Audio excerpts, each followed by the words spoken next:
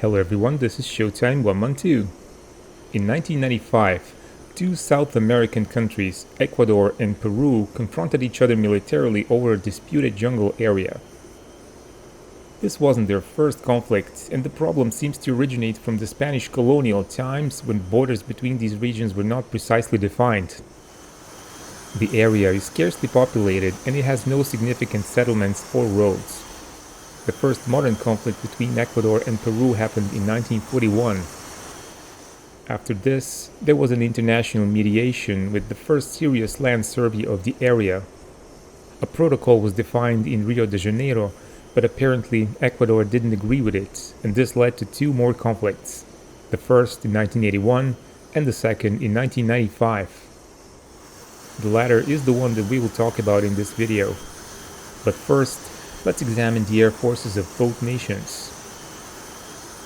Peru was the first South American nation to acquire a supersonic fighter when they purchased Mirage 5 from France in 1968. Soon after that, Peru purchased A-37 light attack aircraft from the USA. Peru was trying to buy more Mirages to replace their old F-86 Sabres, but USA put pressure on its allies not to sell more fighters to South America. So, Peru turned to the USSR, and in 1974, the two countries signed an agreement for delivery of 34 Sukhoi Su-22 fighter bombers. This type had an excellent payload, although its combat range was considered insufficient for Peruvian needs.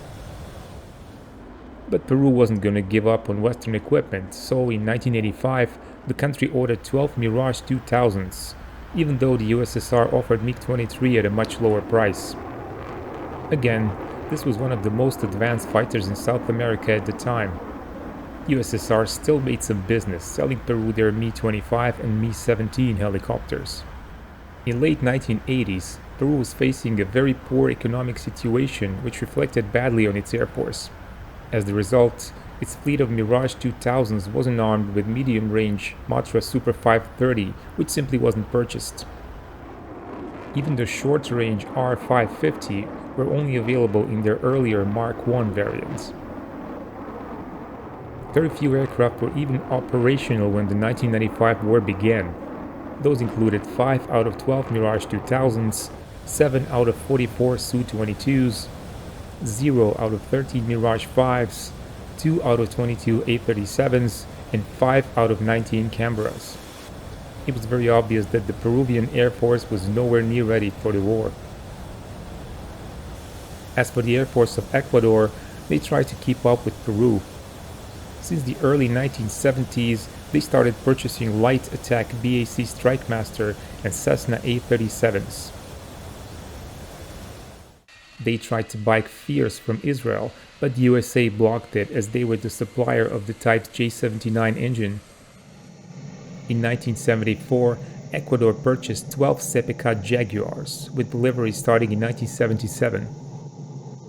In that same year, negotiations were completed with France, which resulted in the purchase of 16 Mirage F1JAs and 2 conversion trainers.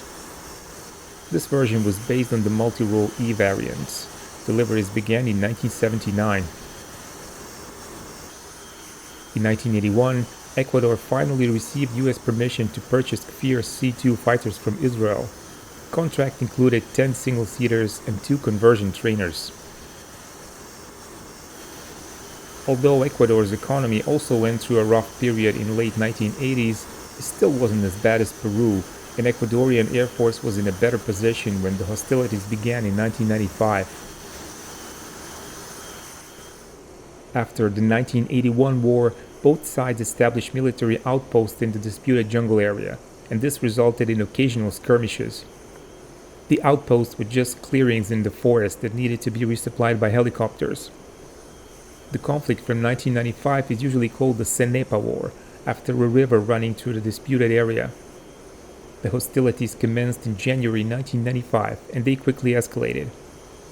Both sides committed their air forces to the action, and Peruvians began to work on non-operational aircraft which could be returned to mission-ready status. Ecuadorian Mirage F1s flew their first mission when an unknown contact was detected approaching the border on 27 January. Two Mirages on cockpit alert were scrambled and vectored towards the bogey. This was in fact a Peruvian Su-22 on an ELINT mission, escorted by a pair of Mirage 2000s. The flight quickly changed course and returned to El Pato airbase.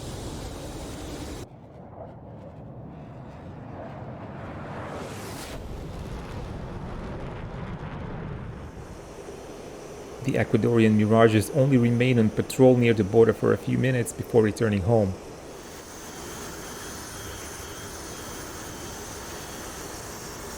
On 6 February 1995, a mixed Ecuadorian formation of two Mirage F1s and two Kfirs took off from Taura Air Base at 3 a.m. to perform a combat patrol over Condor mountain range. The weather was bad with rain and thunderstorms. One of the Mirage pilots detected a contact at 10 miles heading towards them. After he achieved the lock, the Peruvian aircraft responded by locking the Mirage F1s as well from 12 o'clock.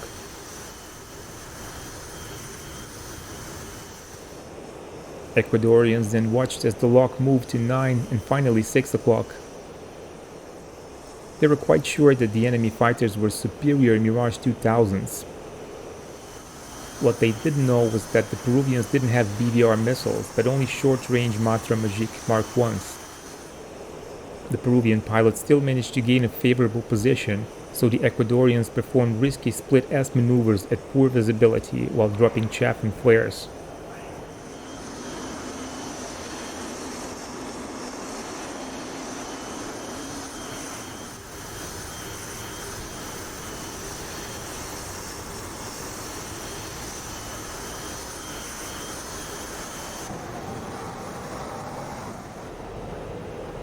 They then retreated northwest at their best speed.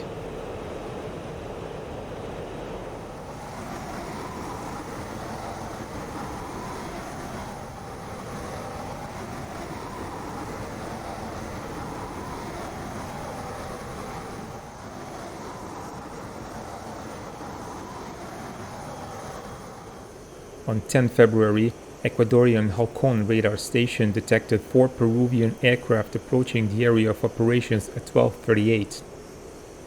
Alert aircraft were soon scrambled in response. The first to take off were 2 Mirage F1s from Manta Air Base. The Conejo flight consisted of Major Raul Banderas and Captain Carlos Uzcategui. The Mirages were followed by 2 Kfirs from Taura.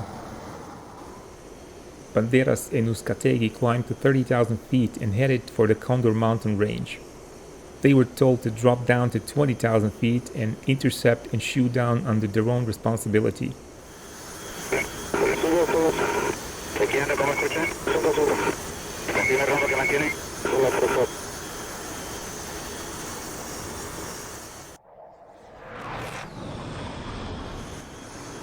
Ground radars then lost contact and Major Banderas returned to the orbit point.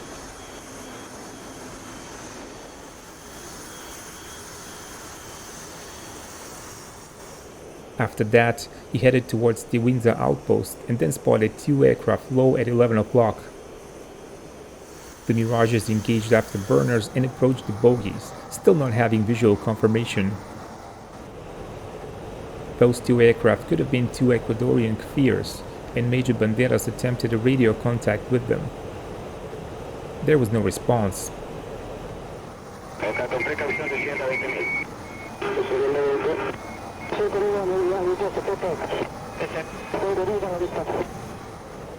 As Major Banderas was at 4 miles away from the unknown aircraft, he heard radar lock warning from his radar warning receiver. There was little doubt that the cause of this were Peruvian Mirage 2000s. Ecuadorian Mirage pilots nevertheless continued approaching the bogies until they finally identified them as Suhoi Su-22s. They were flown by Lieutenant Colonel Victor Manuel Maldonado and Major Enrique Caballero. Their mission was to attack Ecuadorian military outpost Tiwinza. Major Banderas launched his first Magic missile at the Suhoi flying to the right and about 800 meters behind the leader.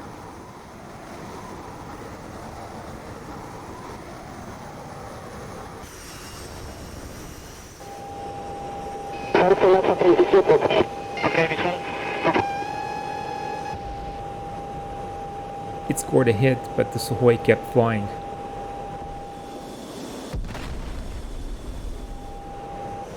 Banderas launched another missile, which again hit.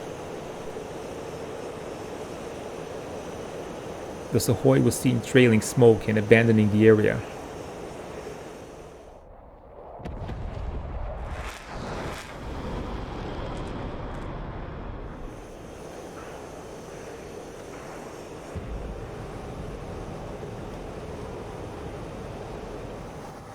At about the same time, the Ecuadorian wingman Uzcategui launched a Magic missile at the Sukhoi leader.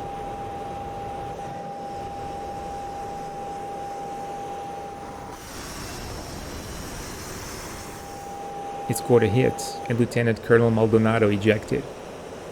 It seems that Uzcategui launched a second missile, but he never observed the explosion.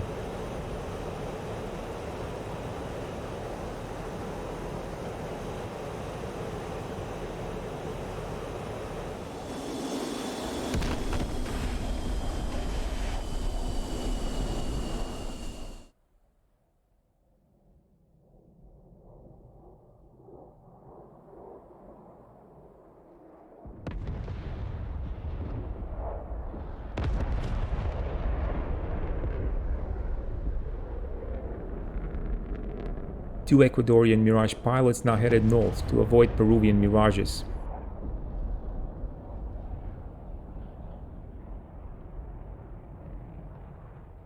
They descended to treetop level and accelerated to supersonic speed.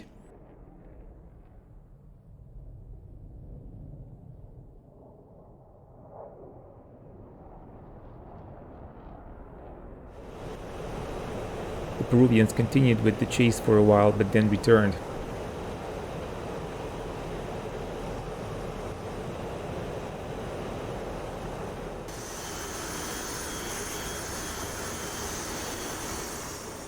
It seems that two Peruvian pilots had no warning about the attack, and they performed no evasive action. Lieutenant Commander Maldonado survived the ejection and lived for several more days in the jungle. He eventually succumbed to sepsis and died. His body was found on 26 February. The body of Major Caballero was never found. His aircraft, however, was found on 21 February 1995. The Sukhoi was rusting among the forest treetops, almost intact. According to the official Peruvian report, it suffered damage to the lower engine section. This is why Peru disputes the Ecuadorian claim that this Sukhoi was shot down by a missile. The action over the area of operations wasn't over. As Peruvian Mirage 2000s were chasing Ecuadorian F1s, the Kfir flight that followed the F1s took advantage of this and shot down a Peruvian A-37 Dragonfly. The second A-37 escaped. This story will probably be covered in the future when we get the Kfir module for DCS. As for this reenactment, some approximations were necessary as usual. Peruvian Sukhois were represented by Su-17s. Ecuadorian Mirage F1s used here were CE instead of JA. In the future, we will have high-fidelity Su-22, the E version of Mirage F1, and hopefully a proper jungle terrain, so this story will probably be remade. But for now, this is the best that can be done. Press the like button if you like the video. Check out the sources, links in video description. If you want to buy any of the books used in this channel's reenactments on Amazon, please use our links.